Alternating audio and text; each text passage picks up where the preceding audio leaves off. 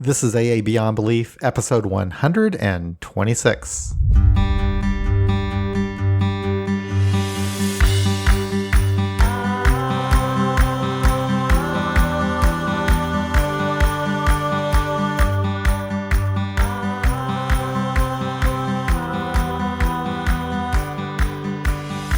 In this episode, Angela and I discussed Step 4, made a searching and fearless moral inventory of ourselves, but feel free to put it in your own words. This will be the first of two parts for this step. We'll cover the other half as we go through Step 5. In the meantime, if you have any comments, suggestions, or questions about the step, please email them to us at john@aabeyondbelief.org, and we'll respond to your emails on that episode. Without further ado, Angela and I talking about Step 4. Okay, Angela, we're here today to talk about Step 4. How you doing?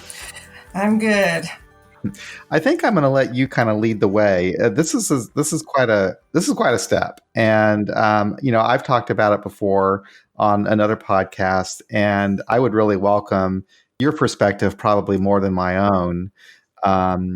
So why don't you just kind of go into it a little bit, if you would, Angela? What you think the step entails, and basically how you would work it, and what you do with people that you work with today. Yeah, definitely. There's so much.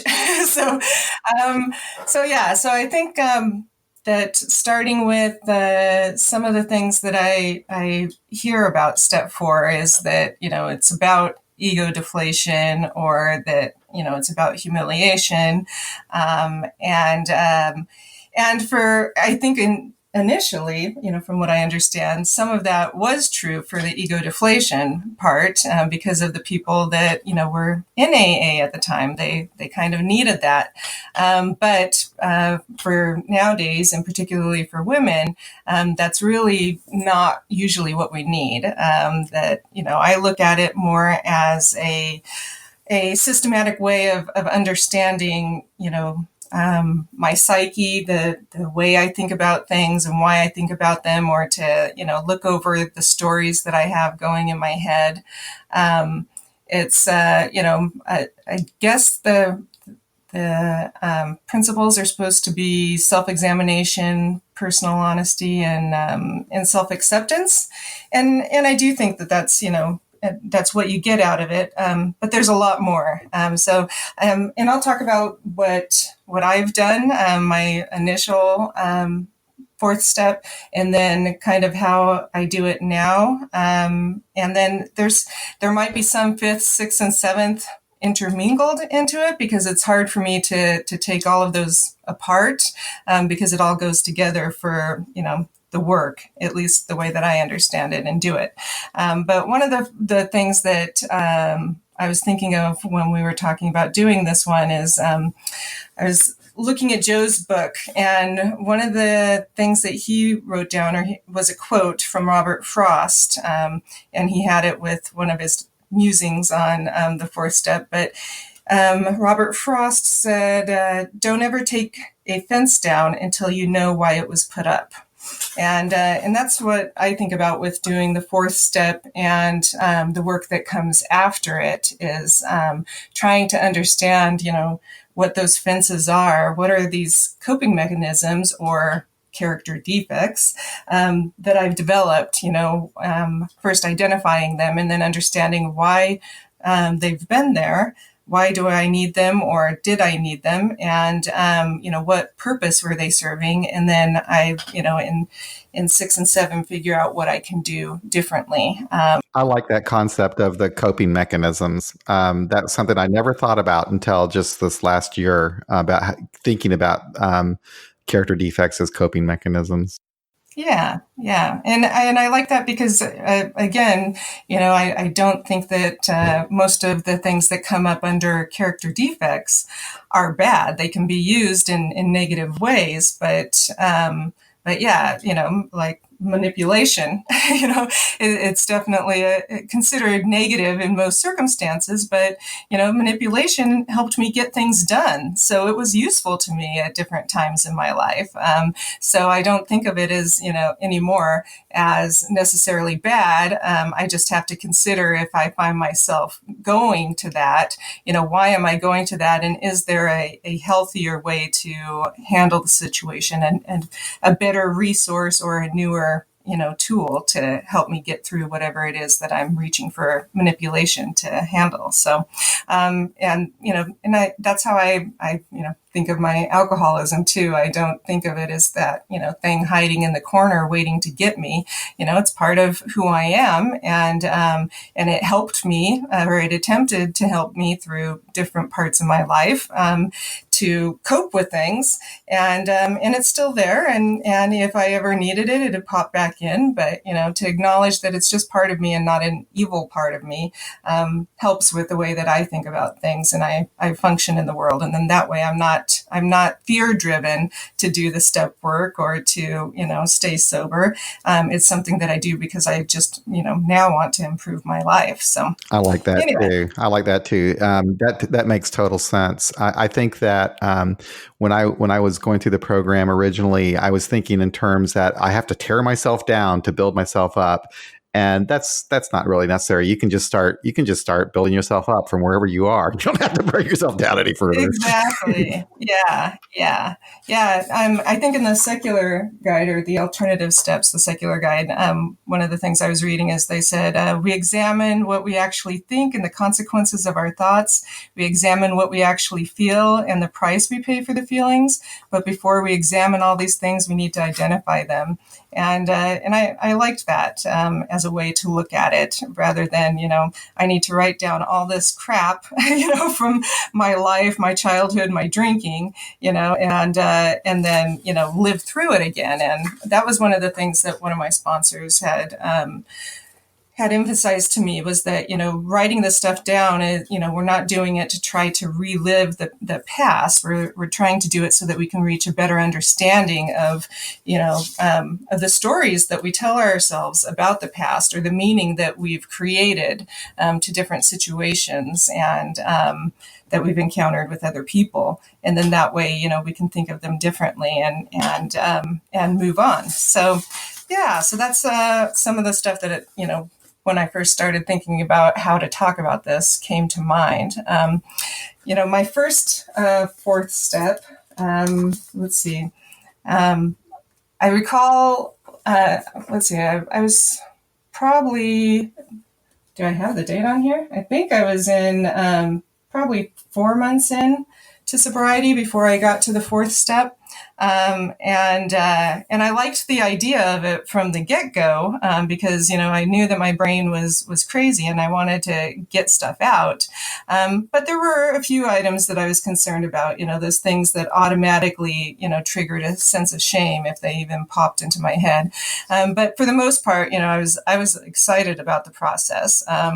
And I needed to get the perfect notebook. That was very important to me. It had to be exactly the right size, shape, college ruled. It had to be a nice color. Otherwise, I wouldn't want to, open it up if it didn't have a cool design on it or something. I'm serious. And it needed to have the elastic cord around it, so that it didn't like fly open, at some point and people saw all my secrets, which of course, is not likely to happen. But these are the things that my brain did, when trying to get ready to do the fourth step. So there probably was a little bit of, fear and procrastination in there, because I needed to make sure everything was perfect. I had to have colored pens. Oh, wow. And then, Oh yeah, and I've talked to other women about this before, and they're like, oh yeah, I definitely did that too. Got the ruler, and I went so far as that I did lines in my, with the ruler all the way till the last 10 pages of the notebook. Oh, wow. So before I even started, I wrote them out into columns. Yeah, except the last 10 pages. So, I'm thinking that had something to do with our being superior and inferior at the same time. So, I felt inferior enough that I was going to have to use this entire notebook but not the last 10 pages because I'm not that bad, Yeah. I usually joke about it as I consider that, if there was a periodic table of character defects, there'd be Angelinium in there. Um, and so, so yeah, I had, obviously a little bit neurotic, and that hasn't completely left me, but I'm much better about it now. So one of the girls, my partner has two girls that I've helped raise, and the 18-year-old had a friend over the other day, and we were joking about stuff. And have you seen the show Atypical? I have not. It's Okay, it's on Netflix, and it's about a young man who's on the autism spectrum and his family and stuff. And so she told her friend that described us as being, like the show Atypical, except we're all the main character. Oh. And and that's kind of how our family is. We're a bunch of weirdos, but we work with it. So. Yeah, so I did that. For that first one, my sponsor had 5 columns instead of 4, and so what she did was we had the who or what part, the first column, and then the why, which is the second column, and then she had a column called puke on paper. Oh. And and that was basically for me to write down everything about whatever it was on that subject, just to get it all out. Every story in my head that I was thinking about with that subject. So, were you looking at resentments at that point? Yeah, we were starting with resentments, and so just writing the whole story on it, and then the what it affects was the next column, and then my part was the last column, and so for resentments, let's see, we had. Tell me this: when you first were getting going in this, did you have a problem with that word resentment? I understood basically what it meant, just, or at least what I understood it meant was angry at. That's what I thought. That's what I thought. Yeah. Yeah, I didn't understand until later that it's like the recurring. Yeah, it's just refeeling something is all it is. It's refeeling some past event, and having the emotions today that you would have had at the time. And it is kind of an interesting phenomenon because I never realized I was carrying these things, but they do kind of take on a life of their own. And as you put it, it's like the story you tell about yourself, isn't it? Yeah, it is. And so, yeah. So I look at it differently now, but yeah, back then it was just like, who are you mad at? And in fact, like one of the different formats. So I've done the inventory with, my first sponsor in a full form. And then I attended a couple of workshops where doing the 4th step was part of it. There's one that we have in this area called, one of the districts puts it on, they call it When Chocolate Doesn't Work Anymore, and it's on dealing with emotions and sobriety. And so one of the formats they had was just like, who mad at, why angry, my injustices, and then my part. So that was one. Another one is just I resent. The second column is because. Third column is affects and then my part. And then let's see. Some of the relationship inventories that I've seen are like, the columns are who did I hurt, what did I do, what part of self was affected, and what was the exact nature of my wrong. And let's see, another one was just the name of the person, what happened, or the story, where was I selfish, self-seeking or dishonest, and what would I like to have done differently, or how would I have liked to respond. And then the fear inventory is a little bit different as well. So let's see, what were the first ones that I think the big book talks about for inventories is fear, resentment inventory, and then sex conduct inventory. And and so those are kind of the ones, but the fear one was more of what my fear is when I first remembered having it, or the story I tell myself about that. And then an affirmation, how would I like to think about that? Or, if I were advising somebody else and they were sharing that they had this fear, how would I like them to, you know, think about it? What do I see? Or, positive type of attribute to help balance that out. So those are some of the formats. You can find a ton of different. Yeah. And that's something that's nice to know too, because when I was obsessed about doing it just the right way. I wanted to do it just like everyone else did, and I had this big book, and that's what I was wanting to do. And but I walked around to different people at my group, and I asked them, how they did the fourth step, and I got a different answer from almost everybody. So you find your own way, but how I think the mechanics of how it's done is less important than the introspection and what you get from that, I think. Right, definitely. So let's see.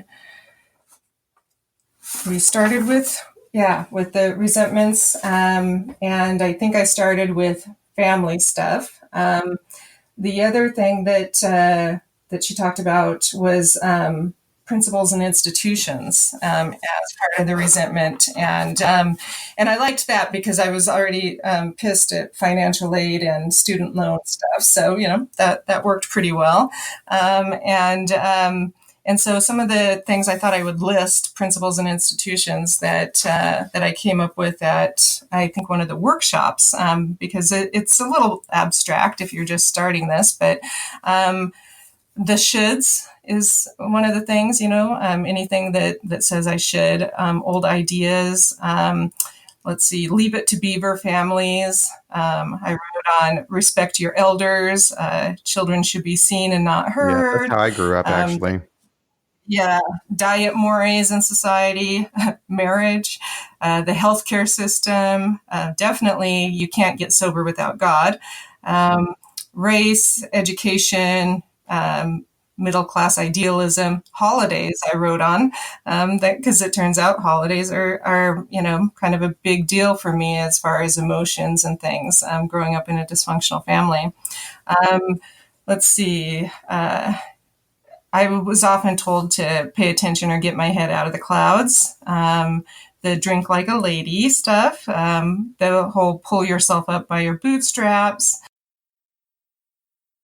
Wow, that's really smart. I never even considered that, but these are basically things that you've been taught about how this is what either society or your parents place on Yep. us as our roles in the world, how we should be. Yeah. My stepdad used to say, if it don't bleed, it don't hurt. And you can never be too rich or too thin. And then one that I wrote down and shared with people was the never turn down an AA Wow, request. wow, that's so right. Yeah. Yeah, and so for that one, how I wrote it down is we had the columns I resent, the next column was because, the next column was affects my, and then the last part was my part. And so I put I resent the idea of never turn down an AA request because sometimes I don't have time, or I feel like no one else is doing it, so why do I have to? And then I put that it affects my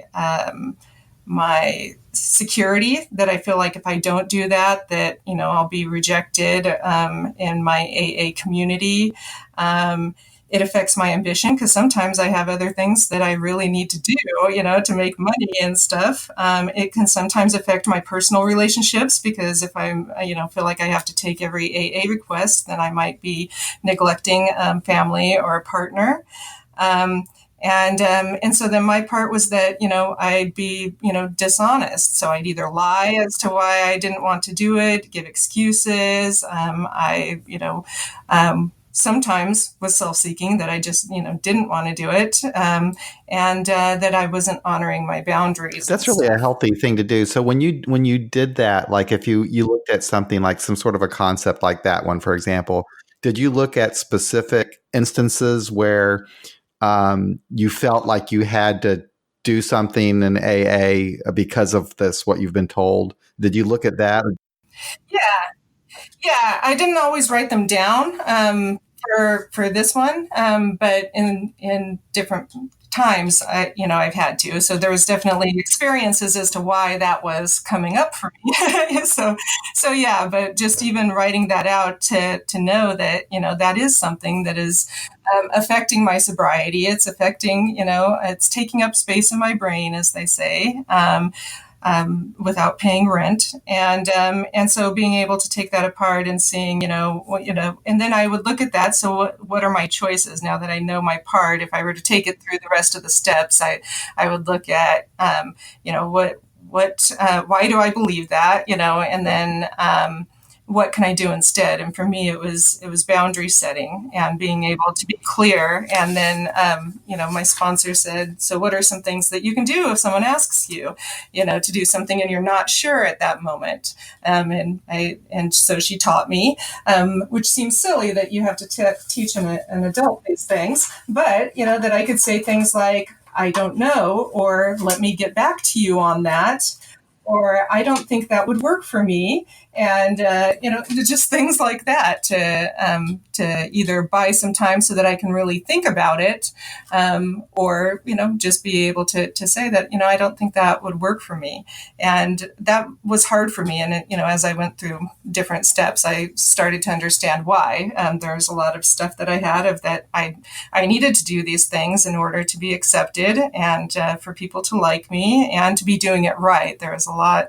as we've talked before, about that, perfectionism, which I, didn't realize for a while that I had because I didn't do things perfectly. But there's a part of my brain that is very picky about that kind of stuff and likes to point out and be critical. And so, if I turn that down, then I wasn't being perfect. I wasn't doing the program right, and therefore I would, of course, go out and drink and die. So, which is how it always works. If you don't do something right or something within AA, then you go out and drink and die. And yeah, very dramatic. So yeah, so that's how I worked. One of the principles in institution type of things through that part.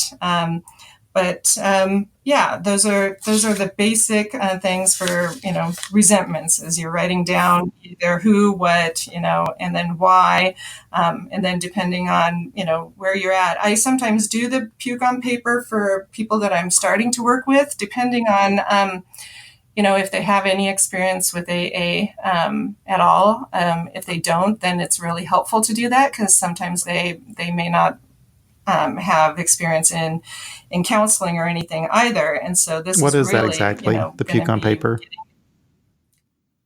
just writing down the entire story of everything that you think about that. So if it's you're angry Yeah. at your mom or something from your childhood, you write down every instance that you can think of that it's holding up space in your brain. And then yeah, and so it's more of a narrative, more of a story type thing rather than just the facts. So when I've done other inventories, or how I do them now, usually when I'm doing them for myself, is a kind of like a who, what, why type of a thing. Very much just the facts. I limit myself to the length of the story that I can tell, because sometimes I can get caught up in that even more. Now, I know that about myself. But in the beginning, getting all of the stuff out is important so that you can see it more Because fully and ultimately more what we're clearly. doing here, I guess, is we're I mean, the work is kind of going on in our brain, and the pen and the paper is just like a tool to for us to kind of think things out. And then we're creating an outline basically that we're going to use when we go into step 5. And it becomes a conversation. So you might just have a list of these things, but when you go into your step 5 with this, it might just very well turn into a conversation. And these are your notes Yeah, basically. yeah. Yeah, definitely. And yeah, I think it's, we're creating a system to work through the psychic mess in our brains, and sort it out so that we can understand So it. when you were writing through your resentments, did you ever have like times where you just couldn't do it? There was something that was blocking you? Oh yeah, definitely. And so, if I were to show, on a screen my first notebook that I have here, some of the things that I did with that was sometimes I would turn the page sideways. And so I would go totally against, the lines, and right there. Sometimes I would start to write with my left hand just a little bit. Yeah, yeah, it's very difficult, but like we said before in the writing, it's slowing things down, and so when you try to write with your non-dominant hand, that really slows things down, and so sometimes doing that, helps you think more clearly, or you can come to like one specific idea, and then you can switch over and start writing on that. So writing on with my other hand, sometimes I would do a different page and go diagonally or upside down, from something. So something that would kind of jar, my sight as to what was happening, and take away some of that, I guess, blindness that was coming from just looking at all these lines and writing that I had before. So with me, I think I took a couple of runs at it, and I think that the first few attempts, I wasn't really looking at things objectively, and I was feeling a lot of shame, and it was depressing me.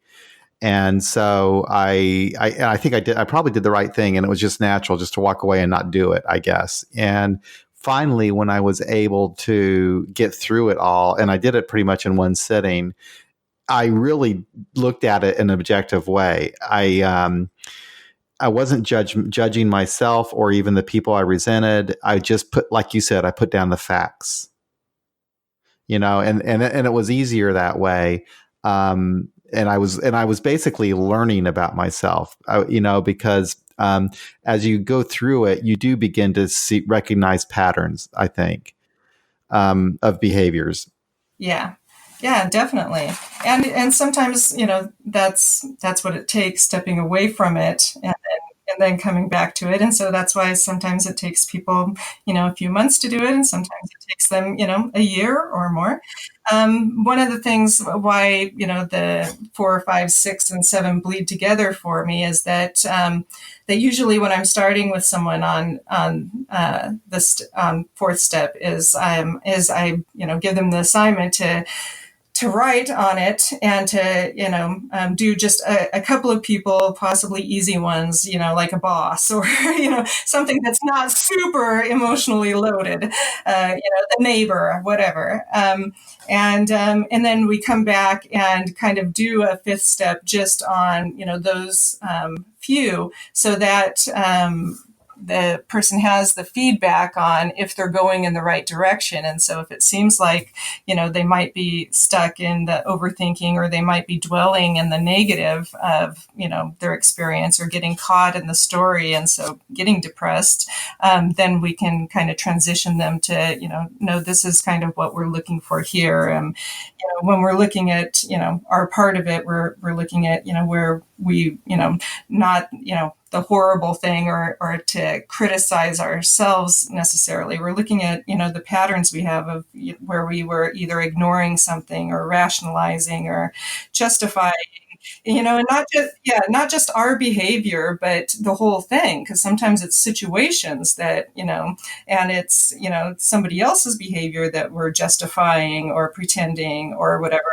And that's our part of it, is that, yeah. That's right. It's not a matter of something of being right or wrong necessarily, in my opinion. Like when I finally got through this, I was like, okay, who's the person involved?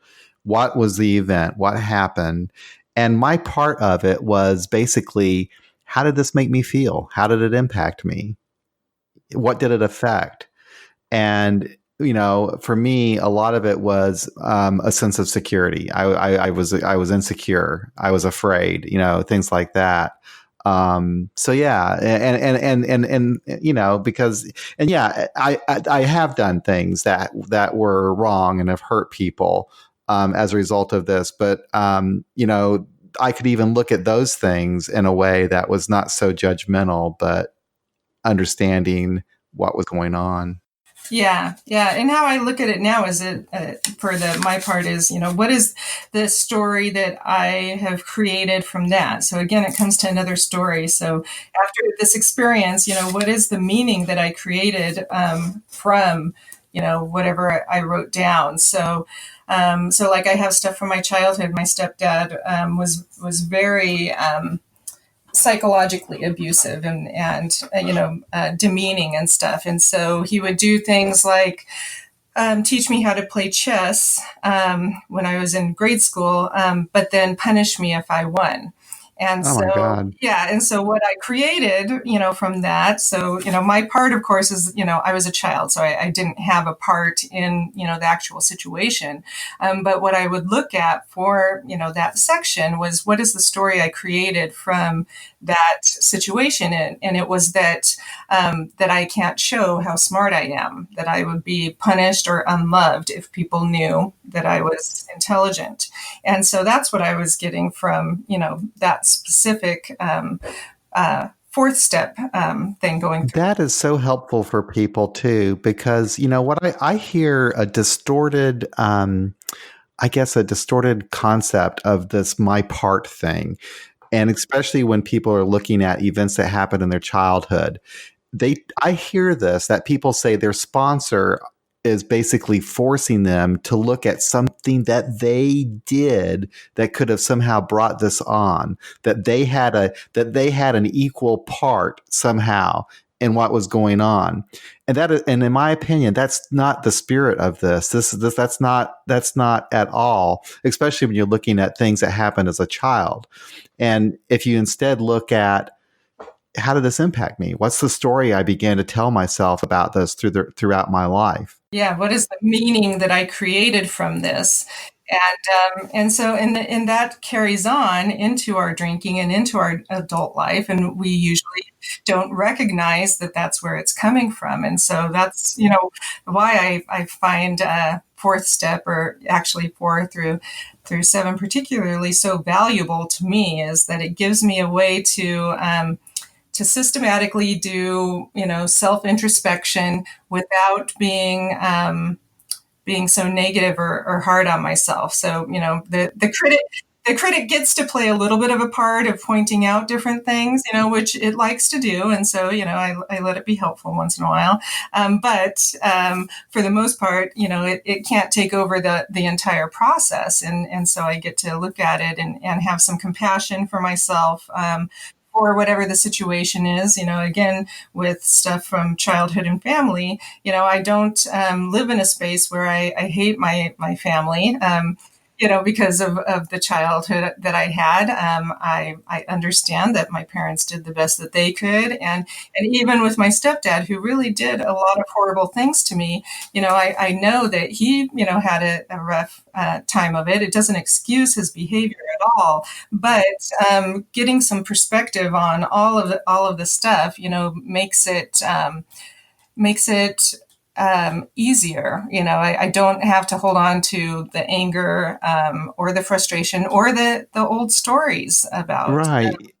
This pain truly is generational. And I realized that too when I was looking at my mother and how she treated me. And she was like, also, oh, I don't know, she would put me down a lot, I got a lot of negative messages from her. Well, she was mentally ill too. And then I look back at how she grew up, and my grandfather and the problems that he had and the experiences that she had growing up as a little girl. And it gave me some understanding of why she behaved the way that she did. But, I couldn't really trace it back further than my grandfather. But could you imagine going back over the generations, the dysfunctionality that you could find going back to maybe colonial times? Right, no doubt, no doubt. Well, and I think that sometimes it could be that that somebody's, a family's going along okay, and then there's something that happens, an event that changes. Right. Something happens. Some event. You're absolutely right. But I thought too that, okay, it stops here with me too, and it can. Yeah, yeah. Mhm. Yeah, and that's what part of this work is doing is like, okay, this is why it took me a while to speak up in, certain situations and share that, that I have ideas or that that I'm, somewhat intelligent because of a fear of rejection or that, I would somehow be punished. So if I, pretend in my jobs and places that, that I'm not as smart or I don't see the systems happening or whatever it is, then I'll be okay. But I, was suffering inside, and then, how do I relieve the suffering? Well, through some sort of addiction generally. And so by being able to look at these things, that's the point is that, okay, that's there. And every once in a while, somebody's going to, trigger my fear that, of that I showed them I was smart and they don't like me now, so how am I going to handle that now? And as I go through, with 6 and 7, I have some So options with along these that. lines, we had that reader write in, and she asked the question. She said that she was sexually abused as a child.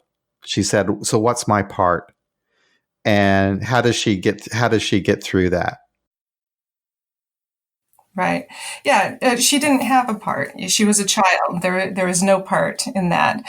So I think when going through the fourth step and writing about those things, either one, if you have a therapist, I would try to concentrate most of those with your therapist because, yeah, because other members of AA are generally not therapists. Yeah, and so yes, so yeah, that's I highly recommend that. And if there's anybody listening out there that can't afford a therapist or doesn't is unsure of how to locate those resources, then be sure to email us, and either John or I can point you in a direction and help you find some resources for that, because it's true to for an awful lot of us, male and female, we have these things. And again, I think I've shared before that men, after I share my story, will often come up, and I might be the first person that they've ever actually shared that with, even if they've been in sobriety for a while.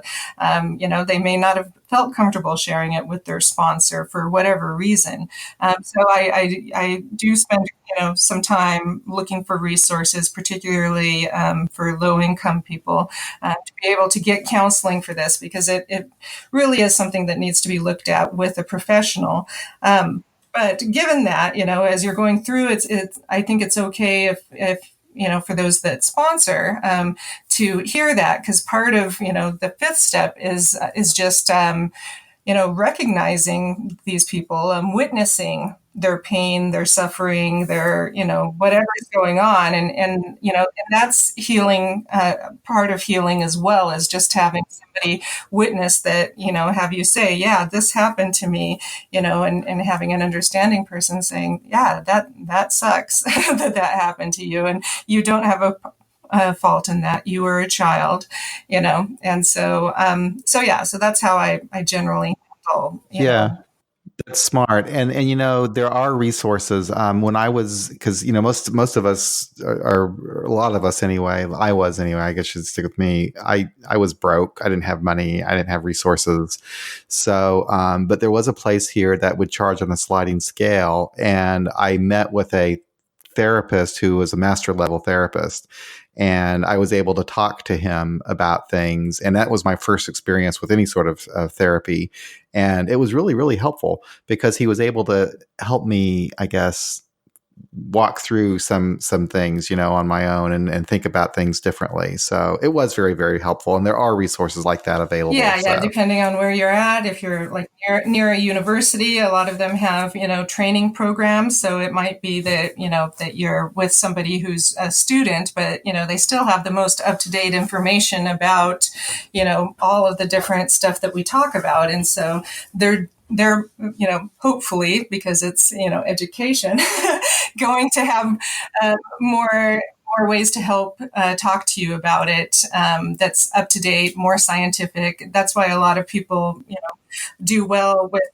So do you think, Angela, that if somebody comes across the person who wrote into us, if they come across something like that, they should just kind of put that on a shelf, take it to a therapist? Yeah, definitely. That's what I always advise. And the when we're going through this, we do the same for anything with sexual relations, because a lot of us also have rape or sexual assault or things like that in our stories. And so having that in a whole different category, we won't deal with that. And then, when it comes down to that part of the inventory, then we'll approach it differently as well. Um, but That's interesting too, because our the climate and just society has changed so much with the Me Too movement, that most I was not aware that so many women have had this experience, but almost every woman has had the experience of some sort of abuse or unwelcomed advance, or just yeah, so much more common than anyone ever thought. yeah, so those inventories tend to be longer, oftentimes. That even if the person's been in a monogamous marriage, for their adult And life. isn't it interesting too, Angela, when you look back at, okay, like in the big book, they look at the sex part, and it was really written from Bill Wilson's point of view, where he's looking at affairs and things like that. Or trying not to. I'm not having an affair or whatever, and not so much from the perspective of someone who had been harassed at work or forced into some activity, whatever. Yeah, yeah. No, it's definitely changed. But, then again, our whole views of addiction and science and stuff has changed. And so there are some things that, yeah, just need to be updated, which is why, I do the fourth step in the way that I do. And, again, with one of the things that I was wanting to say about going to a counselor, particularly when you're doing this step and those things come up, is it's also just good because I think for quite a few of us, we get into AA, and start to get sober, and we really want to belong and we want to do it right, and so we can get sucked into all of the different dogma and things that are in AA. And so seeing a counselor, most of the therapists that I know, some of them really don't like AA. Most of them see where it has value and stuff, but they can give you some perspective on, the work that you're doing in AA as well. And so that gives you some space to not, take everything so literally, or it just gives you breathing room that, oh, okay, so, I don't have to buy into all of the stuff that's going on in there. And I think that's important. I've heard a couple of things just in the last couple of weeks, with women in some of the traditional meetings that has made me sad, on how they view, their higher power or the process, of going through inventory. And it seems much more critical. And I wish that they, had that outside resource to give them perspective that, the stuff we're learning in here are just tools, they're ways that other people have done things. But it doesn't mean that you have to take all of them and internalize everything we say and do in AA. So yeah. So I wonder if we might want to make this a two-parter and get and maybe go into on the next episode how we actually work through this. There's some more interesting topics too, like the fear part of the inventory. Do you do the separate fear inventory? Yeah, yeah. So when I first did it with my first sponsor, she does some Al-Anon stuff too, and so it was like everything together. So I didn't do separate inventories. I just did like all of it at once, which was a bit overwhelming. It worked for what I needed at that time. My current sponsor, I've been working with her for I guess 10 years now. And she divided it up into the resentments, the fear, and then the sex inventory or relationship inventory, and did three separate ones. And that was super helpful at that time. I really needed to have them divided up, and I found it very useful. So Yeah. In Jeffrey Munn's book, which the most recent one I've read, he's helped me with the fear, looking at the fear part. I always had a problem with that. I just listed my fears, asked myself why I had them, and whatever, you know. But the way that he looks at it is he's looking at distorted core beliefs that you carry around, and then the fear that results from that. And then he takes it another step, like developing an alternative reality based belief. Right. Yeah, that's basically how I do it as well. Well, yeah. That's far So more valuable than just saying I'm afraid of all these things. right, right. Yeah. So like, yeah, for me, I'd look at something like, I'm afraid of spiders. the That doesn't even matter, does right. it? Right. No, actually, bears was on my fear inventory, bears, yeah, which was funny because I just had somebody who I sponsor somebody, and then they sponsor somebody, and then the person that person then sponsors. We went for lunch, and she has a fear of bears too, and so it was kind of funny because I haven't met anybody else who really had such a big fear of bears that it would go on an inventory. Well, where you live, there actually are bears, aren't there? Yeah, there are bears here. I mean, they generally don't come to the city, but If you yes, go to there's the woods, there always, could be a bear somewhere. Yeah. yeah, yes, they're not that far away, and there's a lot of camping and hiking and stuff that goes around here. So it's not unreasonable to be afraid of bears.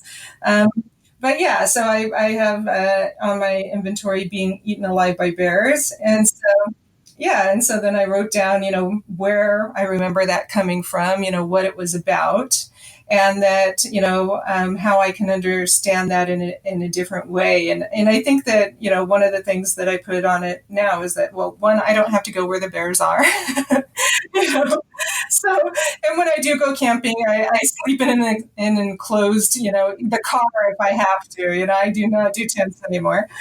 Um, but that, also, I could think of it as that if I were in a situation where I ran into a bear, that, that I would be part of, the natural order of the universe, the food chain and stuff. It would suck probably.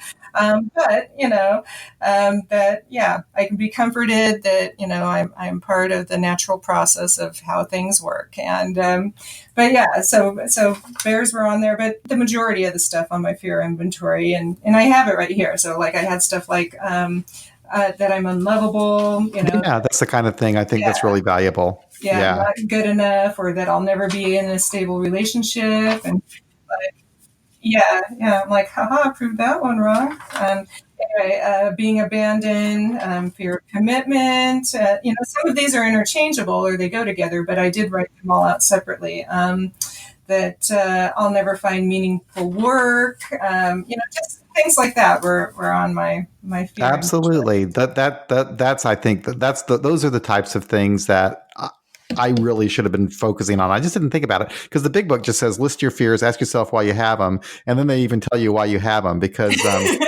relying on self doesn't work. You have to have God. That's why it doesn't work. That's Oh yeah, that's right. Okay. No wonder mine lasted so long. So yeah. So yeah, I think we should definitely do a second parter on this. What do you think? Sounds good. Yeah, definitely. And then we can go into fifth on that as well, because I think they go together. That's a good idea. That's a good idea. We can maybe go through maybe sort of the mechanics of the fourth and how that works into the fifth. These steps are related. You're so right. You really can't disconnect them from 4 through 7. Yeah. Really.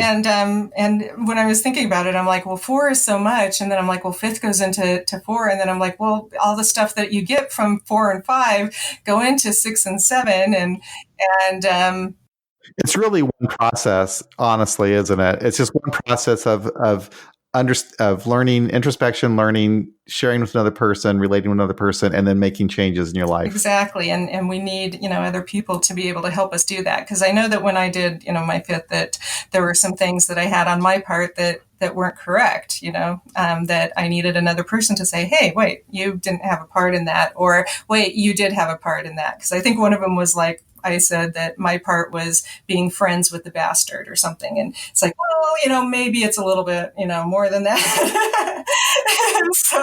So yeah, it turned out to be boundaries again, of course. But yeah, having another person to witness, what you've written down and your life and things is important, and then to help you be able to look at some ways that you can change that in 6 and 7. It And is helpful. I think the benefit that I got from that of sharing it with another person, and that person mostly listened, which is what I needed, and occasionally would share a little bit about himself.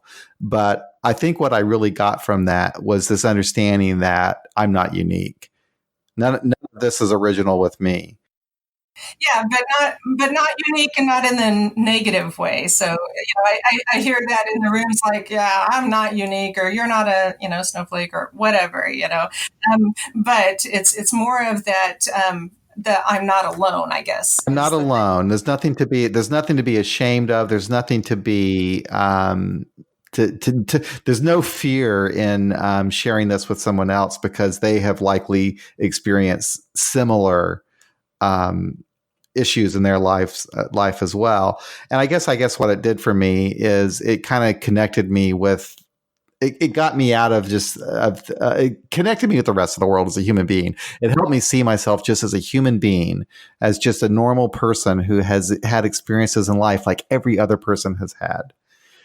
But yeah, but you're right. It's not in a negative way. It's not like, yeah, there's a lot of negative. I should do like the inventory that you suggested, where you actually write down the resentments of the little things that people tell you, because there's a lot of negative stuff that enters into our brains, even from the program that Oh we yeah, hear. especially that. Like I said, one of the things that got to me, it was I was at a women's meeting, and a traditional one, and a newer woman came in who had just relapsed, and she said that she had been trying to get sober, but she had 3 kids and worked, and was living in a difficult relationship, and that she couldn't make meetings, and that she kept praying that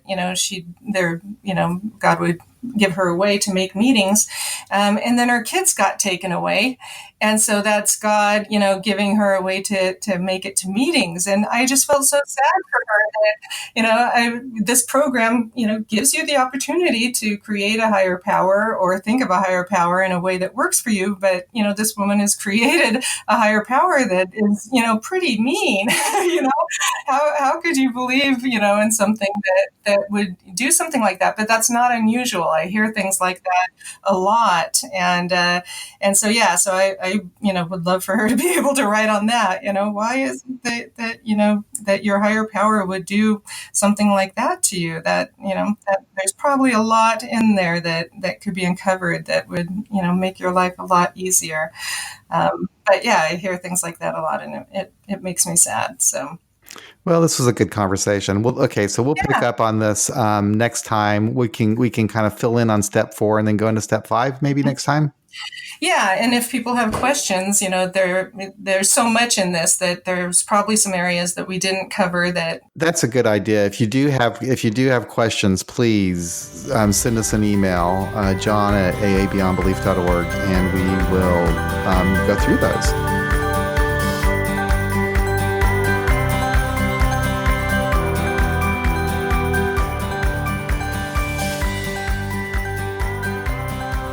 And that's another episode of AA Beyond Belief. Thank you so much for listening. Hey, if you would like to help out our site and podcast, there's a couple of things you can do. First of all, go over to iTunes and leave us a review, hopefully a favorable one. You can also help out financially with either a recurring or one-time contribution. You can do this by setting up small recurring donations at our Patreon page, which you can find at patreon.com/aabeyondbelief, or through PayPal at paypal.me/aabeyondbelief. And you can always visit our site, aabeyondbelief.org, and click on the donate button. Thanks again for listening. We'll be back again real soon with another episode of AA Beyond Belief, the podcast.